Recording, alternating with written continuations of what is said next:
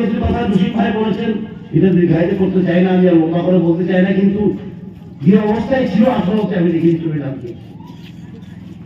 আমি যখন এসেছিলাম এখানে আমি ভাবছিলাম পার্টি আমার কোথায় পাঠানো ওদের, রাস্তা নাই, ঘাট নেই, একটা সিসি রোড নেই, একটা সোলার লাইট নেই। আজকে বললাম সবকিছু হয়ে যায়নি, অনেক কিছু হয়েছে। এই দাবি আমি কিছুই করবো না, আমি জাদুঘর না, আজ 5 বছর সব কিছু করে যাওয়া যতটুকু করা যায়, কোভিড থাকা সত্ত্বেও ততটুকু করা হয়েছে এবং আরো করা হবে, কারণ ভারতীয় জনতা পার্টি সরকার চলতে দিতে